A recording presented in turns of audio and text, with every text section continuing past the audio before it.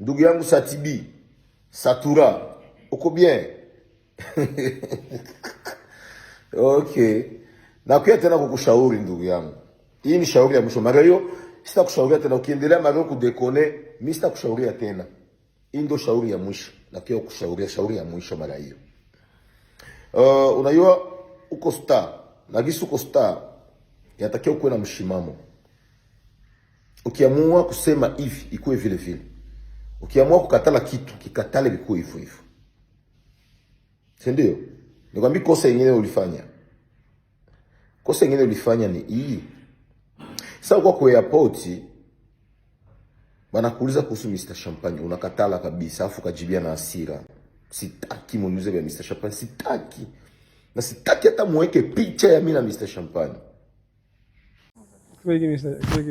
Ya waragaragaye uri kumena Chief Godlove ariko Mr. Champagne numwe mu baririmbyi yashoboye gupostinga gufata picha yanje y'igikorwa cyo umunsi bifatanye na Shania Champagne numwe mu baririmbyi ariko musanzwe mukorana please brother. So nibaza ko uko biri kose ndashaka ntubikore tubashimire mwebwe mwashoboye kuza hano Sadbi genda uruhuke kugira ibikorwa bigende neza cyane. Yes, bakunzi ba Yagatech TV, nkuko tudasinzira, nkuko tudashobora kwicara hariho amakuru ari update, nico gituma twiziriye. Ni Mr. Vibe na Butch Janjalao Sharpshooter the Morning Star.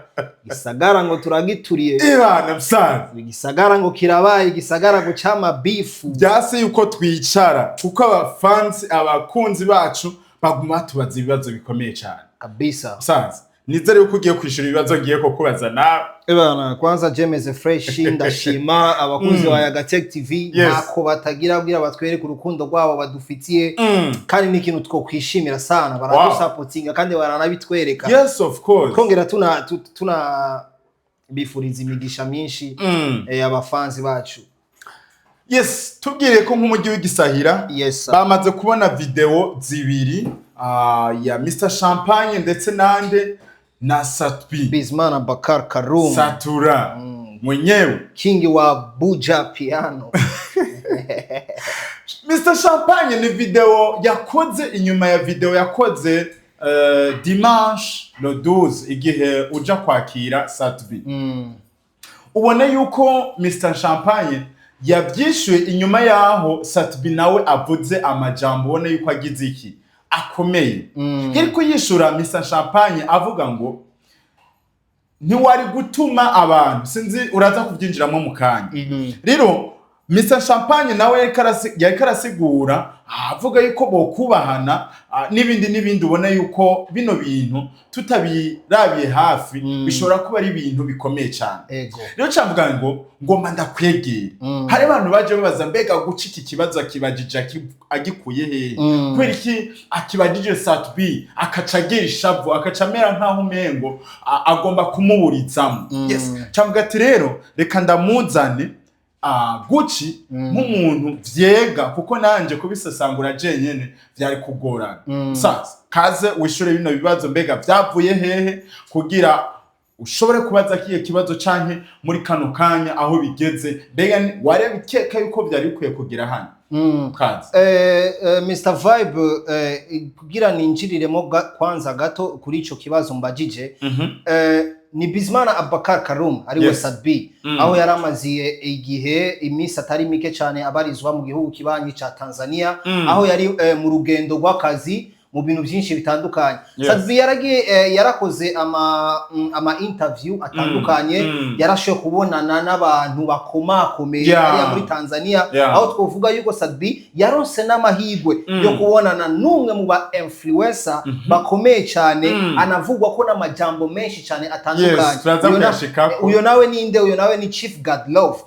Byose byatanguye uko je ndumumenyesha makuru tukiraho yaragendeye na radio Wasafi. Niyo mpamvu ndakubwiye yatembereye ku ma radio menshi atandukanye ndetse yaranakoze na ma interview atandukanye.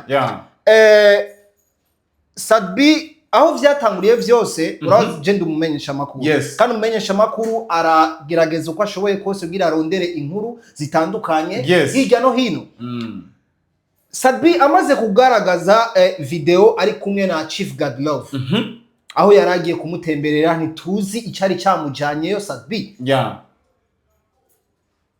ijya nyifato Sadbi twovuga ko yagaragaje gushikajya kwa Chief haraja amajambo menshi aho muri ayo majambo benshi batanguye baponda Aro bamwe kwanza batangure kwanza bamuhaya nani Sadbi bavuga Sadbi kabisa uratwemeje kuba wahuye na Chief Godlove ni kintu gikomeye cyane ngo uyo muntu turamwubaha kandi turanamutinya mu bikorwa Chief Godlove akora afasha abantu atandukanye akabageza no atanga ama idea aduza abastar exactly sasa ikintu cyahabaye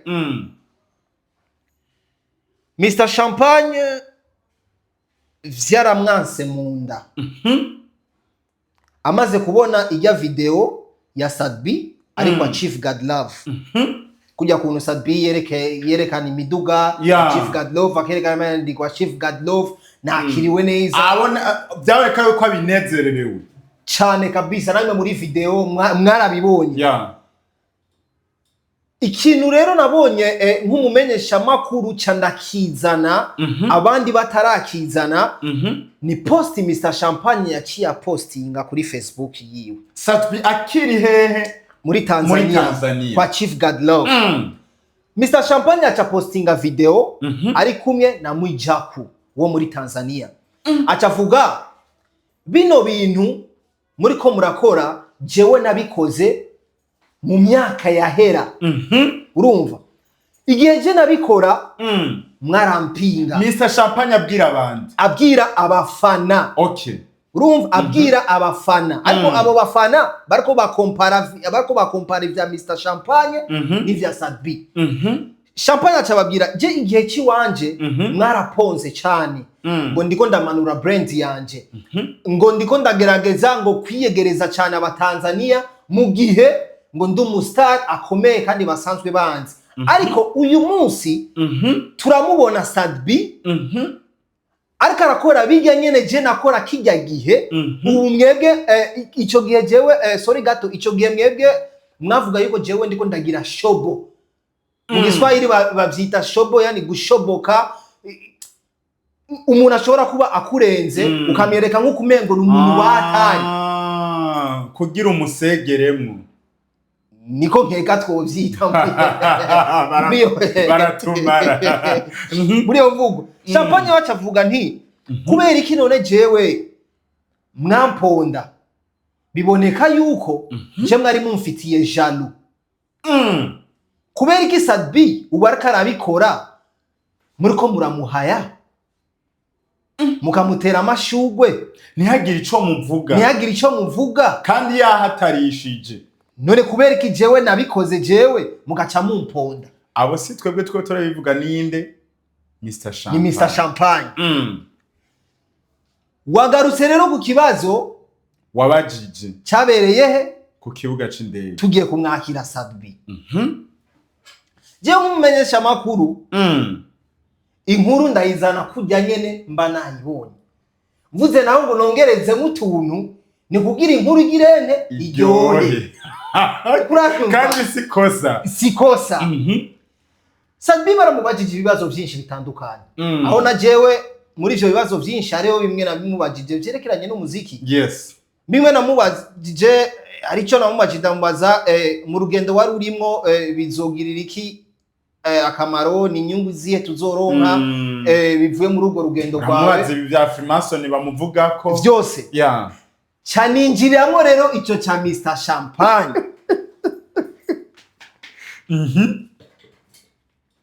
sinzi yuko Mr Champagne na Sadbi ho bari ikibazo bafitaniye bo hagati tutazi sinzi ko Sadbi kubera kugwanira brand yiwe atifujije atashatse yuko hazamo irindi zina ry'uwundi muntu mu gikorwa ciwe kandi gikomeye nka kirya ego ariko jewe nk'umumenyesha makuru. Yes. Ivyo nashatse kumubaza Sadbi kubijanye na Mr Champagne ni vyerekeranye n'ubundi n'ingendo n'urugendo rwiwe yararimo mu gihugu ca Tanzania. Kandi vyari bisanzwe ari hakivayo kaco bimubaza neza cyane. Si kuvuga ngo nakreye ngo ibindi bintu bidahari. Oya. Kuko we muri kano kanya wagirizwa ko ugomba guteranya abastar. Ego. Nico kibazo kiriko kiraza muri uno. Yes. Ikibazo je nashatse kumubaza Sadbi, nashatse kumubaza Sadbi ati kuko narabonye umengo abantu benshi bashatse kuvyakira ukundi kuntu babonye na reaction ya Sadbi kungene yanyishuye baca bibaza nk'ukumengo hari ikibazo kinini cyane gihari. Je nashatse kumubaza uku harumvikanye amajambo atandukanye umaze kugaragara uri kumwe na Chief God Love. Yes. Vyazanye impact ikomeye cyane mu gihugu. Mbere numwe mu basanzwe musangiye uno mwuga wo kuririmba ariwe Mr Champagne. Amaze kubona video yawe vyaramwanse munda ashima kugira ico abivuzeko. Aho yagize nti kuki igihe jewe nabikora mwafata nkuri ko ari isuzuguza. Urumva ico kibazo je nashatse kumubaza. Cyanda Sadbi ubwo nyene abaranyata ntaranaheza kuko je nashaka kumubaza mbe nimba warabonye kijya kintu Sadbi we wacakiriye gute? Ariko sinashoboye kubaza ico kibazo mu ndagiheze avuge byari bisanzwe cyanye ntivyari bisanzwe we rero acaranyata Sadbi. Sadbi n'umuntu atanziga fise. Yes. Sadbi n'umuntu ugungone je ndamuzi. Mwebwe murabizi mumaze kubatera story nyinshi za Sadbi. Sadbi n'umuntu mwiza sana. Kandi atabika ishavu n'akantu nyene kabi muri we. Ariko guce tukiraho kumenga uri kuravugira Sadbi nkaho umenga ugomba kwagabanyisha. Ubadije neza. Impamvu ndabivuze uko kujya kuntu Sadbi yanyishuye abantu baca bibaza yuko Sadbi yabivuganye ishavu. Understand brashaka kubanda. Ariko mu nyuma twaragiye turamutahura. Kunyishu Sadbi yatanze aho yavuze nti nimufate amafoto yanje y'igikorwa canje cy'uyu munsi ugende uyafatanye na Mr Champagne. Yes. We ukungene yiyumviriye yibagije kujya kuntu dukora ama content ko twoca dufata ifoto ya Mr Champagne tukaja dufata n'ifoto yiwe ze wakazi yarabakaguye tuje tubiteranya twandike titre ngo Mr Champagne na Sadbi barashwanye canke Sadbi yishuye nabi Mr Champagne. Ariko urabona nk'abamenyesha makuru nka Yaga TV idasanzwe ngaha mu gihugu itahengeshanya amakuru mashasha kandi mashasha ikiganiro mwarakibonye kungene caje kimwe. Yes. Kandi suko yatubujije ikiganiro mwarakibonye kungene caje kimeze. Cover mwarayiboneye, titre mwarayiboneye. Ariko icaje rero gutangaza benshi haraka video kajya ka video Mr Champagne sinza hano yagakuye nimba bace bakamurumikira acaga postinga kujya nyene. Amaze kugapostinga aho rero vyaciye bitangura bizana impact sitandukanye. Kandi ama TV menshi waciwe atangura ko bivugako. Ari naco gituma twebwe tuzanye umuco wacu nk'ababajije. Bamenye imvo n'imvano ibi vyose kungene vyatangura. Yes, tukiraho duheruka kubona Sadbi ntitugomba gukurambira abantu. Tuheruka kubona Sadbi nawe arishuye nyuma ya Mr Champagne. Avuga yuko Mr Champagne atarakwiye gutuma uwundi muntu. Bisigure ko wewe watumwe na Mr Champagne. Ayo makuru nayo vyagenze gute? Ako video nakabonye, ka Sadbi aho yagapostinze. Yes. Aho yagize ya postinze agira caption y'amajambo ari mu Kiswahili aho yagize msanii ukitaka kufanya kiki ama show business au vinginevyo please nipigie simu tupange brother, nitakusema sana lakini sio kuingilia shughuli zangu. Ina maana umuririmbyi nimba wowe ukeneye gukora kiki showbiz zitandukanye Yes. telefona Sadbi ngo mubivugane murabukungene mupanga. Biboneka yuko Sadbi we yibaza yuko hari ikintu runaka kijanye n'akanoti toba twahawe bivuye kwa Mr Champagne kugira tuze tugirene twonone brand yake. Uru rubanza ruraherera he. Sadbi niwe yaciye postinga rero iyo video. Ako imbere yuko Sadbi apostinga iyo video Sadbi yanditse amajambo avuga ku zina ryande ya Mr Champagne. Avuga ni mina jiachia tu haters tukutane 2026 2026 akina mukobolwa. Mr Champagne yitwa mukobelwa. We Sadbi achagira akina mukobolwa. Nipeni pole. Nipeni pole. Arandi majambo yandize ko sinshatse kuyavuga ngaje kuzoga ngo sio poa. Ngo sio poa. Mr Champagne yaciyarangiza agira video nayo nyene kugira yishure iyo nani ya Sadbi. Je niko ndabikurikirana hafi ariko sugwango. Nawe ubibona uko Na showbiz tuba dukeneye basi tubone ko iyo showbiz zihari. Showbiz zirakenewe mu muziki.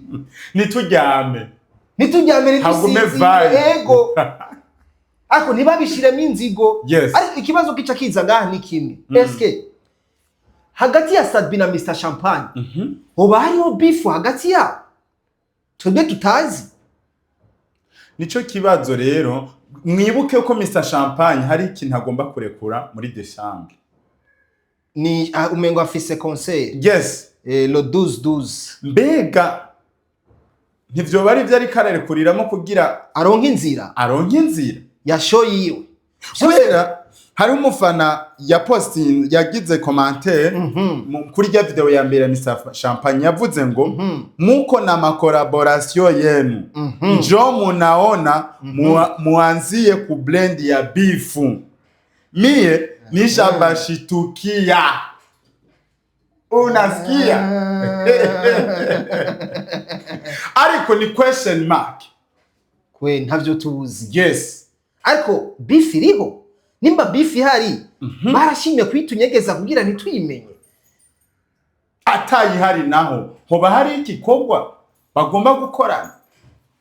Nitubishiremo inzigo. Bivuye kuri Mr Champagne video yaciyarangirizamwe ahavuga nti abashampanyari biwanje abafana biyo babita abashampanyari. Aya babwiye nimubishiremo inzigo mureke kudasupportinga Sadbi. Mumusupportinge Sadbi kuko nanje sanzwe ndamufana, sanzwe ndanamusa. Hata manzo na letiaga nyimbo yake. Na bashampanyari bot na baomba Sadbi anisilikie, aniongee mubaya, afanye hiki na kile. S'il vous plaît. Sitaki hata champagnari umwashabiki wangu hata umoja. Umkosee Sadbi heshima. Hapana, ni msanii ambaye mimi namkubali na mimi nampendaga. Muendelee kuwa na msupporti. Sanzwe ndamufana, sanzwe ndanamusupportinga, mubandanye mumusupportinga. Sadbi nanje sanzwe ndamufana. Reka rero turekera abafana nabo. Batangiye commentaire industry ya 2-5. Yorohewe. Ndibaza ko baronse umucyo Rodrigue. Yes. Reka jewe ndagushimire muri kano kanya. Reka turekera abantu amakomantere nayo. Ariko kuri uwo muco utanze kugeza kuri wowe aho ndavyumva. Vraiment nta mafaranga wanjyanye. Uko je nitwani wari kundonga n'amahoro. So, reka umuntu wese yadukwirikiranye agire commentaire. Sinzi ko ari kindi wovuga. Ikindi kintu novuga mbona kumengo gusa Sadbi na Freemason nkuko biriko biravugwa. Reka tumurabire hafi. Turabe yuko Freemason n'ubundi ko bamaze gutangura gukorana nawe. Hari amakuru yandi tugomba kuzana. Hari amakuru yandi tugomba kuzana yijya nyubako canke ijya bar ya Mr Willy. Bahita kwa Mr Willy. Shebatenda Willy. Ayo n'amajambo y'abantu nitwovyemeza. urakoze cyane Mr. Vibe. Yes, bakozi ba Gatech TV turabashimiye ku mwanya wose mwamaranye amakuru tutarabatohoreza dushaka kuyavuga ko nico tumubona tuyacirije hagati mwandanye mugira subscribe yari Mr. Vibe na Mr. Gucci. Ciao ciao.